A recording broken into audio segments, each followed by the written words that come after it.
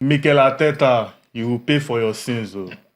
I've been defending you for long, but this time what you did this weekend, I cannot defend you. Arsenal, they just disappointed me this weekend. See, it's even wanting to lose, but the way they sport our ticket. That's the one that's paying me. I don't care about whether you win or not. 56 odds, bash, Arsenal. 54 odds, Arsenal. 5 odds, Arsenal. Arsenal, why? Arsenal, why? Now, I said something in one of our shots recently that fine, Mikel Arteta is getting all the praise as a good manager, but if he does not win a title this season, he has to go. That's just the way to look at it. He has to go. You cannot tell me that as a manager, you have Odegaard out, you have Bukayo Saka out. Why start Rice, Partey, and Merino? When they brought Waneri on, just the few minutes he played, you could see the difference. You could see that guy willingness to push the ball forward. He was very progressive. Rice, Partey, and Merino, all of them are not creative in any sense. It was weird. It was so weird. It was so weird. Especially when you don't have Saka. If you had Saka now in attack, exactly, you could say, okay, you know that once you get the ball to Saka, things will happen. But you started Sterling. even Ryan. So I don't know. You know, he proposed. His wife accepted. Maybe it's because I didn't even understand what happened though. Because of the proposal, Baba just off that game. Were you allowed to play Neto against Bournemouth? No, we are not. So the whole thing was just such because it cost me. It cost us mad booms, bro. It cost us so many tickets. Remember the odds we cooked? Our live game was just Arsenal, bro. I would have cashed that 590, but anyways, we moved. It's fine. Arsenal now, and the painful thing now is that Liverpool won. City won. But anyways, how big of a loss is this for Arsenal and their title hopes? I mean, I think it's still very early in the season. Yeah, 8 games. Yes, and just 4 points. It's something that you can recover quickly, as long as the Arsenal players don't look at this and let it get to them. You have to bounce back quickly. That's something that the likes of Manchester City always do, which is why they always win titles. Because I've seen times when, like that 2 seasons ago, after Man City's loss at Tottenham, this was even in the second half of the season. I'd already said that this title is gone. I know that I always look at Man City and say, they can always come back, but this time around, it doesn't feel like they have it in them.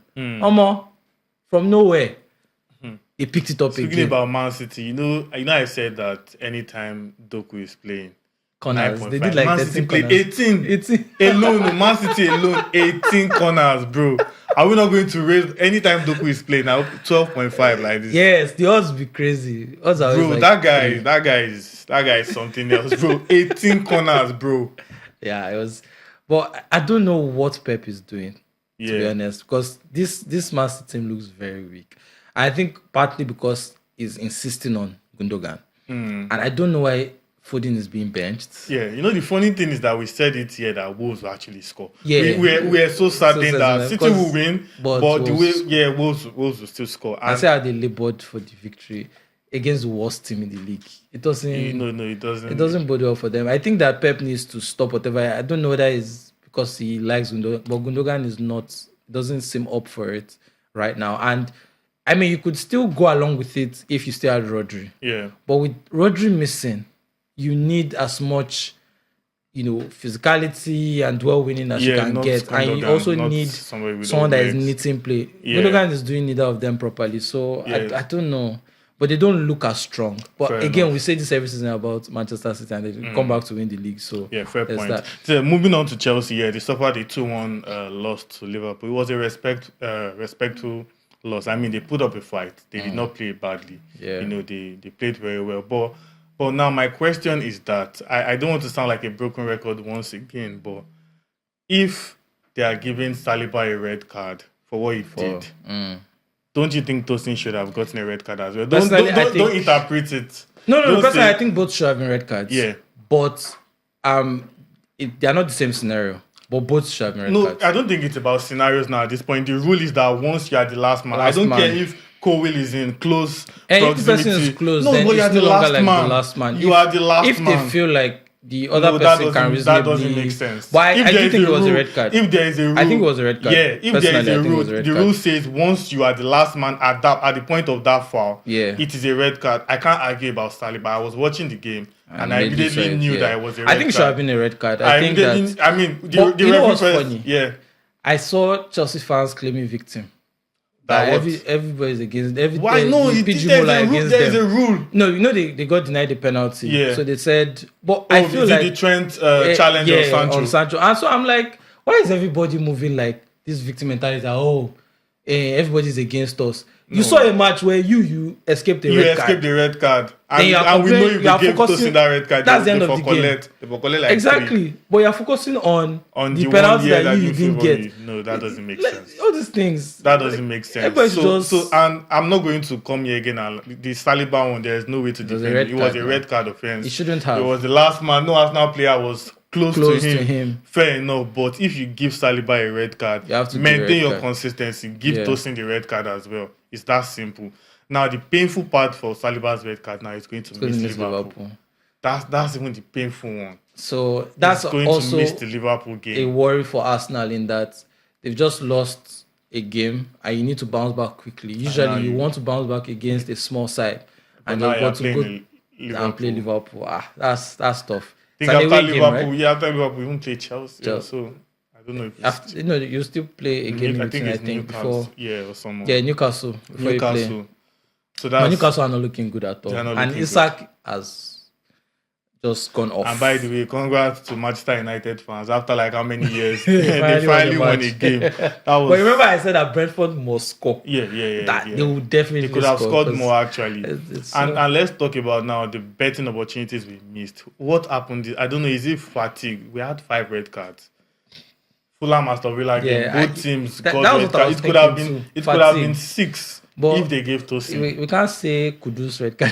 that guy head loss. I think it was Ghana not going to have call. Yeah, he was still in his head or something because he was. That was a total head loss, man. It's something where the club should look at him and the Saliba one. He wanted to take one for the team or something, but that's a silly red card to give.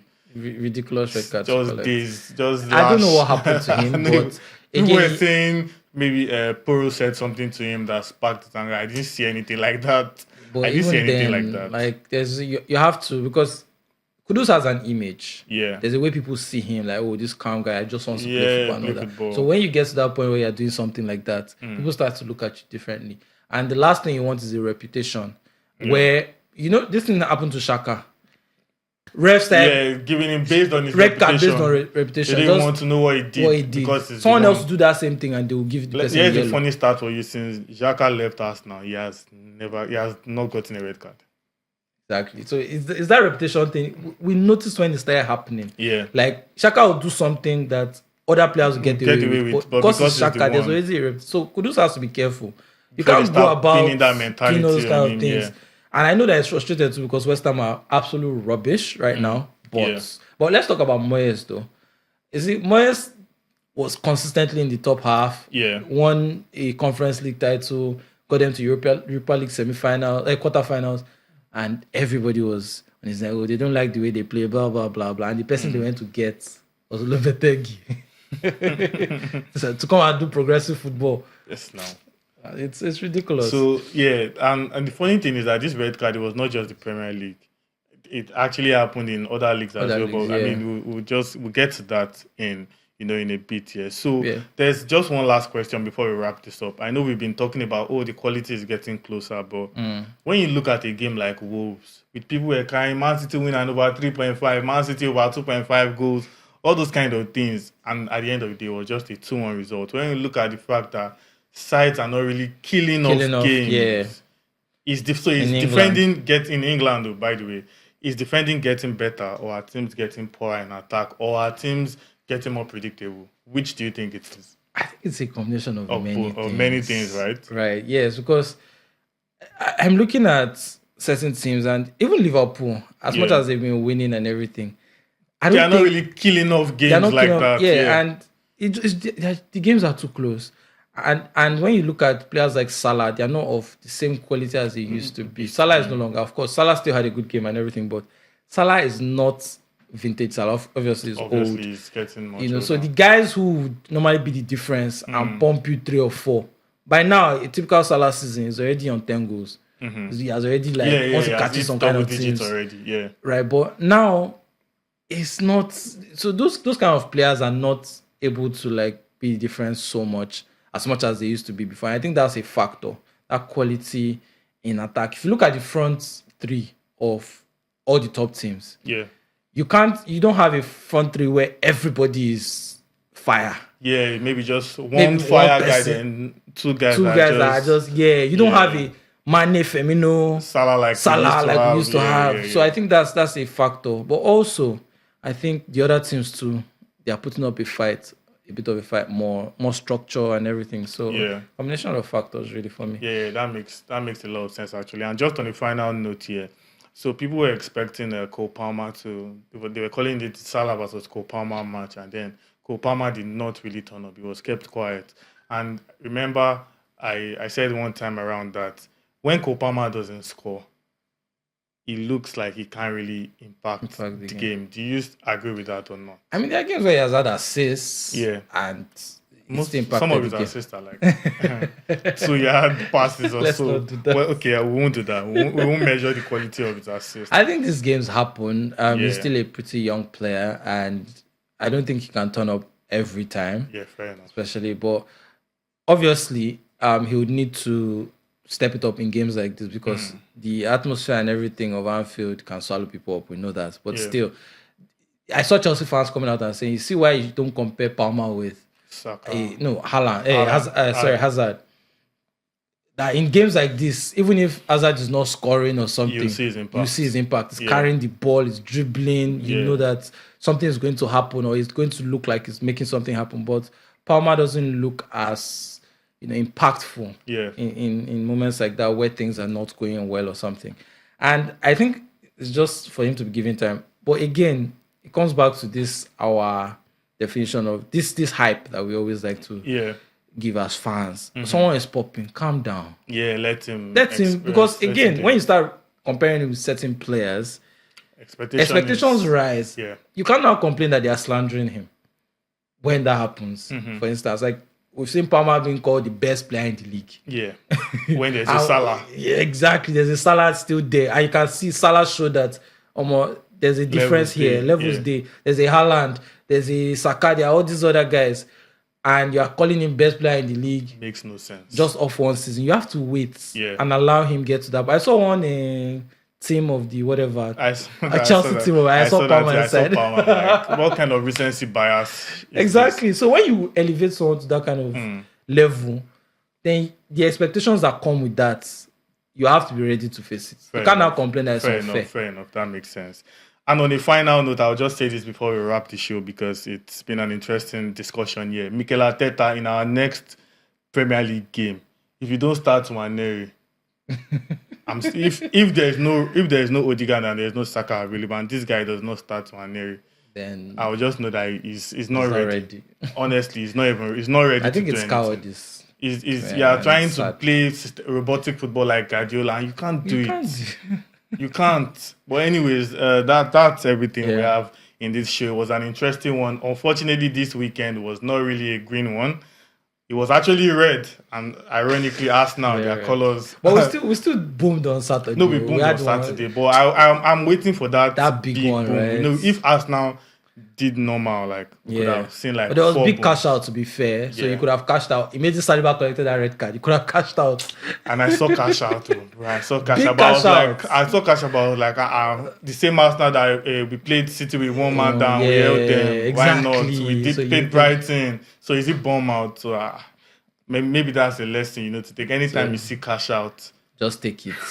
But anyways, next week we'll be aiming to do better and get that big boom. It's been a wonderful discussion here in the studio. Let us know your thoughts in the comment section below. Should Mikel Arteta be ready to be flexible and make those bold decisions?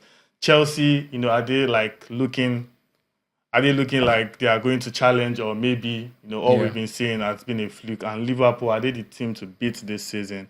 And what is actually going wrong for City? Why are they struggling to kill off games? Let us know your thoughts in the comment section below. And of course, we remain your best blog for daily 5 odds and all your mega odds as well. Make sure you check our Telegram channel because a lot of codes are going on there daily as we speak, updated as the odds come. So make sure you don't miss out on good odds when you join our Telegram channel via the link showing right there on your screen. And if you don't have a Betano account already, make sure you create one now using our promo code BETX, so you get a welcome bonus of up to 50% welcome bonus up to 200,000. I beg your pardon. And on that note, we say peace out and let us see you later.